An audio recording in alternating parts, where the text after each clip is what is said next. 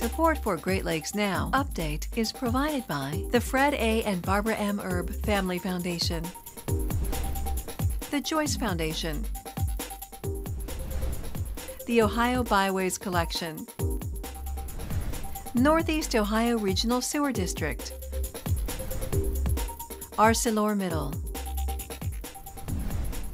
the Generation Foundation, and by Cleveland Metro Parks. Great Lakes Now is a co-production of Detroit Public TV and WVIZ PBS Idea Stream. Hi there, and thanks for joining us for Great Lakes Now. I'm Christy McDonald. We are in Cleveland, the site of Great Lakes Week, and it is the center of conversation focused on the biggest challenges facing the Great Lakes and finding solutions. The Five Lakes impact over 30 million people in 8 states and 2 provinces of Canada, and it is a critical time. With threats from invasive species like Asian carp and concerns with water quality, the federal agencies as well as environmental groups plot their next move.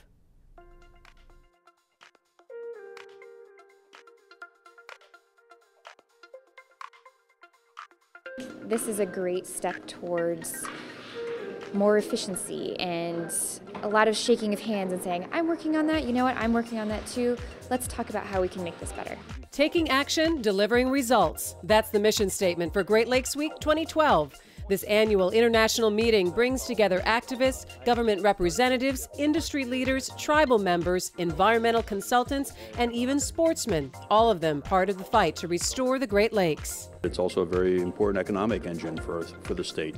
So Ohio is very interested in the healthy, productive, economically strong Lake Erie and region. It seems to be a very good gathering of all the agencies and interested parties. It's a great forum for discussion. And as everyone looks forward to the future of the Great Lakes, it's a good time to remember the past. This year is the 40th anniversary of the Clean Water Act. The 1972 Act changed the way water could be treated. This week's discussions will range from combined sewer overflow to Asian carp. And it's all a collaboration between the Healing Our Waters Great Lakes Coalition, the Great Lakes Commission, the International Joint Commission, the Great Lakes Areas of Concern Annual Conference, the U.S. Environmental Protection Agency, and the U.S. and Canadian federal environmental agencies. Anytime we have an opportunity to bring folks together that have a mutual interest, they may be approaching a problem or a situation a little differently than other states are, and so it's a learning experience. We have some very good sessions, but a lot of good discussion takes place after the sessions, during the breaks, and I really think it's important to bring the folks together who have a mutual interest. Having grown up on the shores of Lake Michigan, you know, I want to see nothing more than a beautiful, healthy lake for my children and my children's children. All of these groups have an interest in restoring troubled areas of the Great Lakes, and there has been some success. Joining me now is Cameron Davis from the U.S. Environmental Protection Agency. Cam, thanks so much for joining us. Thanks, Christy. It's great to be here. You say that this is a pivotal time for the Great Lakes health. Yeah. How so? I think it is. I think if we look back 20 to 30 years from now, we're going to see that this time, this kind of 2011 to 2013 time, really is momentous for so many reasons. You know, we've signed the Great Lakes Water Quality Agreement. First time in a quarter century that's been updated and strengthened. We have the Great Lakes Restoration Initiative. We have local groups and municipalities that are bubbling up to be part of the effort, whereas before many of them weren't present or they were fragmented. So we're seeing some coalescing going on and gelling going on that we've never seen before. Perhaps more public awareness as well? I think that's right. You've talked a little bit about it and will more when people turn on their tap, when people go fishing, when people go to the beach. The Great Lakes impact us. They impact us in so many ways that we may not think about in our day-to-day, minute-to-minute crazy lives that we have. So let's talk a little bit about the Great Lakes Restoration Initiative. We're about 3 years into it. What kind of projects have we started to see success now on? Well, we're seeing, we're lining up for success a great deal of work on our areas of concern. These are the toxic hotspots in formerly industrial communities, harbors, rivers that we have around the Great Lakes. And how many of them are there? We have 30 in the U.S. but shared with Canada. Mm-hmm. So there are a lot, and they're all complex.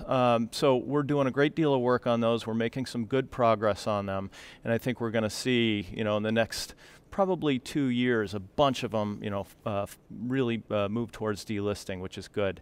We're making a lot of progress on habitat, restoring habitat. Habitat is critical for water quality. Things like wetlands, which aren't just good places for ducks and fish to live, they actually act as sponges and filters to help water quality. We're bringing those back. We've lost so many of those wetlands, of all places around the country, here in the Great Lakes.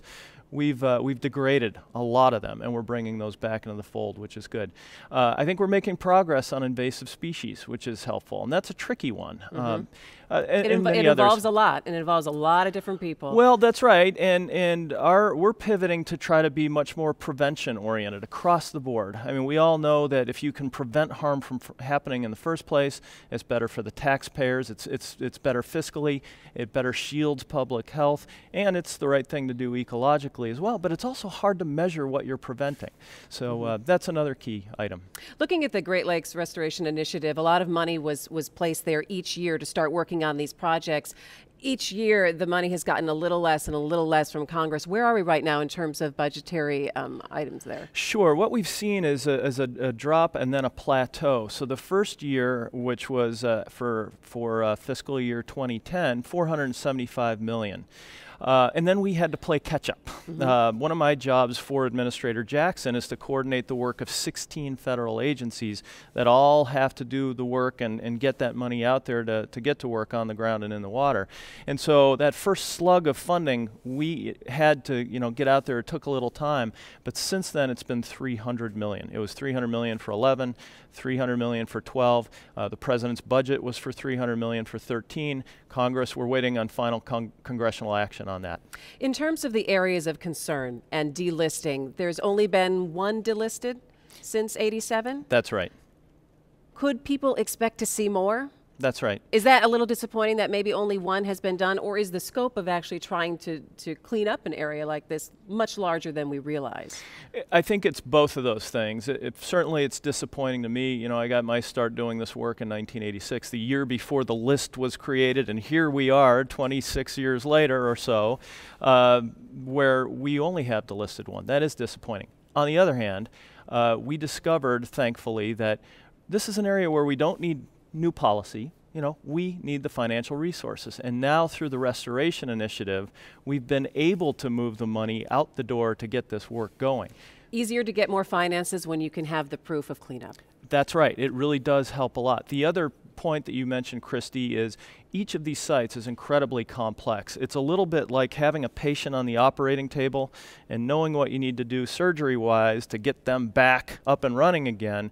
But you go in and you discover other things that you hadn't seen before. It happens all the time where we go in, do a cleanup, think we're done, and bam, there's another small pocket of contamination that we need to get to that we didn't know was there before. So we appreciate folks' patience. Nobody is more impatient than us at EPA to get the job done, but we do have to realize that each of these sites is different. They're all complex, and it really takes persistence. And we look forward to seeing the progress. Cameron Davis, thanks so much for joining us. Good. We appreciate it. Thanks, Christy. Well, many things led to the creation of the Great Lakes Water Quality Agreement and the Clean Water Act all of those years ago. It was a pivotal moment in our nation's history, and Cleveland was right in the middle of it. Rick Jackson has the story along the Cuyahoga River.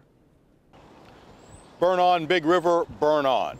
The Clean Water Act turns 40 years old next month. Many attribute the 1969 burning of the Cuyahoga River as being the seminal moment that kicked off the environmental movement. But as with any turning point in history, it took a new generation of leadership to make that happen. For years, Cleveland has been known by that infamous lyric. But as you're about to see, perhaps now we'll be known for something more. The difference about Lake Erie was that we had parks on the lake in the city limits of Cleveland. There were places that you could stop and rent boats, which was quite commonly done, and row out into the lake and fish at night, usually for blue pike, because blue pike was the fish for that lake. The blue pike tasted great, a favorite for anglers and commercial fishermen. So the butcher shops around town would have signs in the window every Friday saying, "Fresh blue pike today," We used to use coal shovels to shovel them in the boxes to get processed, you know what I mean? Big wide shovels. Blue pike have gone the way of passenger pigeons and dodo birds, extinct. Here's the last blue pike, frozen in time at the University of Toledo. Jim Anthony caught it in 1962. He thought about eating it for old time's sake, but he stashed it in his freezer. Now, it's his gift to science. I personally always believed that it was the pollution that killed them off. Some say the blue pike was overfished, but pollution from the Cuyahoga River didn't help. All the chemicals they used to make steel, they would just put them in there, and they would stay there. And I don't remember many people paying a lot of attention to it. The river itself used to carry a foot to a foot and a half of oil on its surface. And then they actually had people put yardsticks in to try to measure just how much oil was on the top of the surface of that river. In the 60s, Cleveland civic leaders talked a lot about the river. They knew what needed to be done, and they needed someone who could make it happen.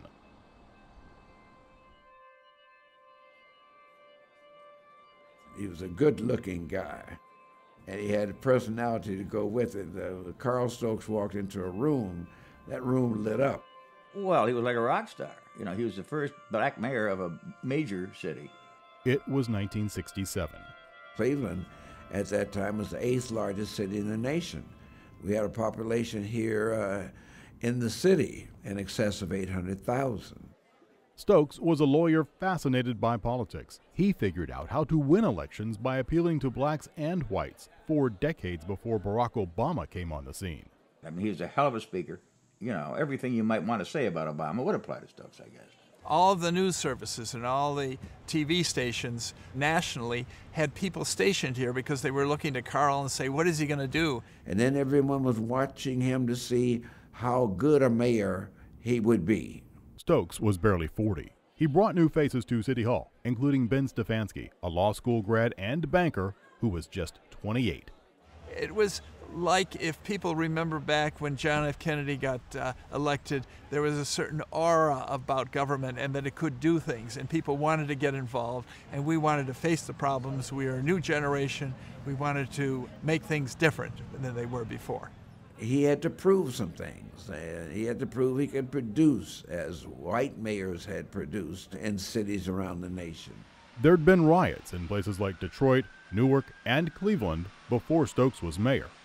It was thought that Carl Stokes was perhaps an insurance policy against riots occurring in a city like Cleveland. Nonetheless, we did have riots occur here in 1968. All eyes were on Cleveland to see if it would happen again during Stokes' watch.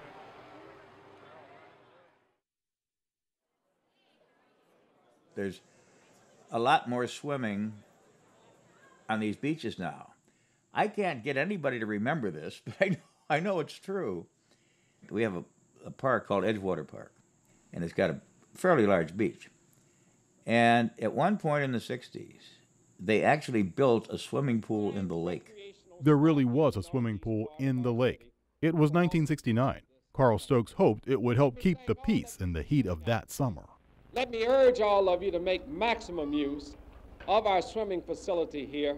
We looked around and the mayor's cabinet said to Carl, what should we do? And I came up with the idea that we needed to have activities for the kids, and we needed them this summer. And where would that be? Well, on the beaches, because we had the lake here, but the lake was dirty.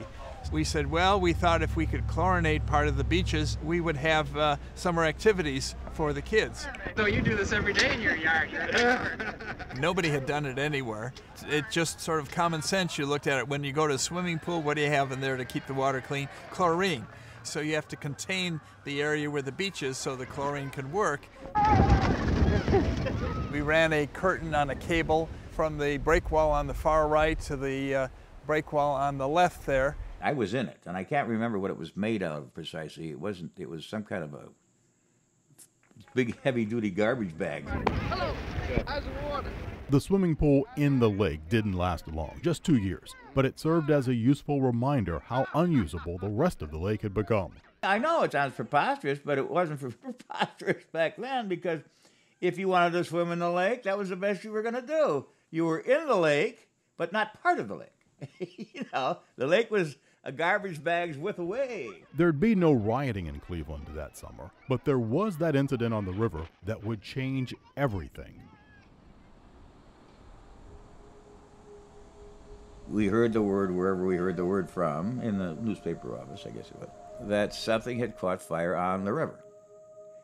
An oil slick or something like that. That morning about 9:30, the mayor called me and said, you know, we got to go over look at the bridge that burned and the river that burned. And this didn't exactly bowl everybody over with surprise, you know, because, well, okay, did they put it out? You know, that was the question. This was probably the 5th or 6th time that the river had caught fire, but it was just one of many fires that had taken place in many cities across North America and actually in Europe. The Monongahela caught fire, the Chicago River, the Potomac, the Hudson. And of course, the river never burned. I kept telling people that, and they never paid any attention to me. I said, it's the oil burned on top of the river. People have this notion that the river itself suddenly caught on fire in its entirety, you know, and that isn't true. And we had that river fire in '69, but it wasn't a very good fire.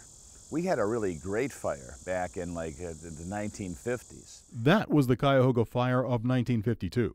Time magazine ran an old picture of it in 1969, and from that image, the myth of the burning river began. There's a red moon rising. And then Randy Newman wrote that song about Burning River, which I'm glad he did because it gave us a little panache. You know, we were taking crumbs anywhere we could get them back then. And if we're going to have the only river that burns, okay. The myth of the burning river had done its damage, but it's here where the story really begins. Until something happens, people have a tendency to let things lie dormant. Some type of action has to be taken when a river catches fire in your community. The big hang-up in water pollution to this date has been money. After the incident on the Cuyahoga, 2 Cleveland brothers went to work in Washington. Congressman Louis Stokes and Mayor Carl Stokes made their case for the cleanup of the river and Lake Erie. I had talked with the chairman of one of the subcommittees dealing with public works. He said to me, Lou, perhaps if you introduce legislation to make a pilot project of the Cuyahoga River, that being that if we can clean up the Cuyahoga River, we ought to be able to clean up then any nasty, dirty, filthy river in America. The environmental movement gained traction, and Congress passed the Clean Water Act. Today, the Cuyahoga River is still what's considered a river of an area of concern. That being said, we have been able to clean it up almost completely. We can see fishermen back in the river fishing. It's a productive piece of water. Now, every year, people get together on the waterfront for the Burning River Fest, hosted by the brewer of Burning River Pale Ale, made from the water of Lake Erie. That's been a brought-up joke over the years. If I drink that Burning River Pale Ale, can I smoke a cigarette, or is it going to ignite, and, you know, blah, blah, blah. We were the butt of jokes for a long time. Isn't it great that you can drink a beer with Burning River on it? I mean, so we've crossed that threshold. And I think that's good, that we start to embrace things that have happened in our past and not be ashamed. That was Rick Jackson reporting. Joining me now to talk about the top issues facing the Great Lakes right now is Dr. Patrick Doran with the Nature Conservancy based in Michigan, and Gary Wilson, a journalist from Chicago with the Great Lakes Echo. Gentlemen, thanks for joining us. Thank you. It's been a good day. Glad to be back. All right. Well, you know what? There are a lot of issues that are facing the Great Lakes currently in talking about looking back 40 years ago. So, Patrick, why don't you start us off and tell us what do you think some of the biggest issues are that we're now discussing at Great Lakes Week? You know, when I look back over the past year, I kind of reflect on the conversations that I hear when I go to meetings, when I go home and see my kids, when I go visit relatives, and I hear people talking about the Great Lakes now. It's in everybody's mind. We don't turn our back to the lakes anymore. We face them, and people are talking about the successes. I hear it from corporations. I hear it from nonprofits. I hear it from everyday folks. They're talking about the successes, and I think coming to this conference and hearing about the investments that we've made, public dollars in the Great Lakes, people are talking about all the restoration efforts they're seeing. They're hitting the ground. They're visiting those. They're getting some value out of those. They've had a couple of years now to work. Yeah, so there's been money that was awarded a couple years ago, and now we're seeing the benefits of that with new wetlands, healthy wetlands, controlled invasive species in those wetlands, river restoration projects, improved fish spawning areas, improved recreational opportunities. A lot more public awareness, do you think, Gary? I'm not sure I would say a lot, Christy, but I think it's there is more awareness, and I think it's growing slowly. When I first got involved in Great Lakes issues 10 years ago, they had a hard time getting a story in any newspaper, and now that's not an issue anymore. The Great Lakes are widely covered around the region.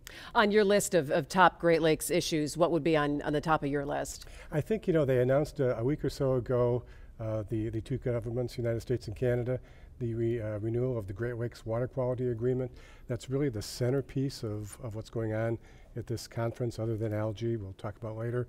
But this is the document that guides the two countries. This is going to determine how they're going to proceed. The buzz on it is it's a good document. It's got improvements in it, but like anything else, will it be implemented in over what period of time? That's the test. Real quick, what are some of the improvements that you see in it? Well, for the first time, there's language in the document about prevention. In past years, it's always about cleaning up past messes, and that's good. That has to be done. But it's a lot less expensive to prevent problems than it is to fix them after the fact. That's the biggest thing. And Patrick, also they're starting to address things like climate change and the change in the weather, and I know that's one of the top stories that you said are affecting the Great Lakes this year. Exactly. I think the Water Quality Agreement also mentions aquatic invasive species. It mentions habitat, and it mentions climate change. So that's what I was referring to earlier. We see mention of those things commonly throughout everyday conversations, as well as the detailed restoration plans. The Nature Conservancy did a survey in partnership with Michigan State over the last year, asking some of our Great Lakes stakeholders about climate change. 75% of our respondents, we had over 500 people respond to this survey, and these are managers, kind of coastal managers, and they know about climate change and they plan on doing something about climate change, but only 25% of the people know what to do. They don't have an idea of all this information out there. How do I incorporate it into a plan? What does that mean I manage differently? So there's a big need. People recognize an issue, but there's a big need to deliver the information to them so they can act upon it. And we've seen a lot of changes even this summer in terms of agriculture because we had such a hot summer that definitely they do have an impact on the lakes as well. Yeah, I think we saw kind of two big stories about I'm going to say the weather, I'm going to say climate. But we had big algal blooms last year in Lake Erie. This year we didn't see the problem. And that wasn't necessarily because we fixed anything. It was because we had less precipitation in drier spring, less precipitation in the spring and summer, drier summer, less runoff from our agricultural environments, and probably less opportunity for the algal bloom to get going. So that's one thing. Another thing, we've seen stories about the apple crop, the cherry crop. Michigan is the largest tart cherry producer in the world, and they're also the sweet cherries in Michigan. I didn't buy any this year. We go apple picking. My family goes apple picking every fall. I'm not sure we're going to go this year. The apple crop and the cherry crop got really kind of decimated, and that has ripple effects. And again, I'm not saying this summer was a climate change event, but I'm saying it was a very odd summer, and we need to be able to manage our systems to be able to handle situations like this in the future, because they're probably going to be more common. What would be another top story for you, Gary? Well, we're in Ohio. It's an election year. The presidential election is less than 2 months away. Ohio's sort of the ultimate swing state. I think that both President Obama and Mitt Romney are going to have representatives here in a day or two to talk about their commitment to the Great Lakes. I think what happens in this election could have an impact on the Great Lakes more than we may know. How so? Well, there's funding. There's money at stake. The Obama administration has committed a lot of money over the years. It's been reduced almost every year since the initial $475 million investment. That's important. That work is driving a lot of projects. My take is if the president is reelected, it'll be status quo. He'll continue to put money into the Great Lakes. If Mitt Romney's elected, we don't know what's going to happen. So it's going to be a question of funding because you need that to get a lot of these projects done, Patrick. You absolutely do need it to get these projects done, but I think it's a caution to us is we can't rely upon that federal funding. It changes I agree. From year to year to year, from administration to administration. Other folks need to step up to the table. Our corporations that depend upon the resources of the Great Lakes. the power industry, resource extraction industries, private individuals, foundations. We have to all realize that the Great Lakes provides a service to us all. It is the backbone of our economy and our life. I hope other people are listening to you, because that's going to be critical. I think we've been talking about the fact that education and educating the public is a huge thing. Last big story for you? Kind of, again, getting on the geeky side, but there's been a lot of talk about lake levels. We like it when you get geeky. And that's management of lake levels. There were two big events on lake level management, one in Ontario, the management of the Moses Saunders Dam that includes ecological concerns in their management, and also the release of an IJC, International Joint Commission study on the Upper Great Lakes that again includes ecological considerations plus considerations of multiple stakeholders in their management of lake levels. We have to again get used to a variable environment out there. It's not going to be the same. It always changes. Every year. Last word, 10 seconds there, Gary? The cleanup of the legacy toxic hotspots, if there's a success, it's that. They're making a lot of progress in a lot of locations. These are decades in the making, and a few of them are getting very close to being cleaned up. Obviously, a lot of things to talk about, a lot of issues that the Great Lakes are facing, and that organizations are working very hard to kind of combat. Thank you so much, General Patrick Doran, Gary Wilson, for joining us, and that will do it for Great Lakes Now. Thanks so much for joining us. For more information and discussion on Great Lakes Week, find us at greatlakesnow.org. I'm Christy McDonald. Take care.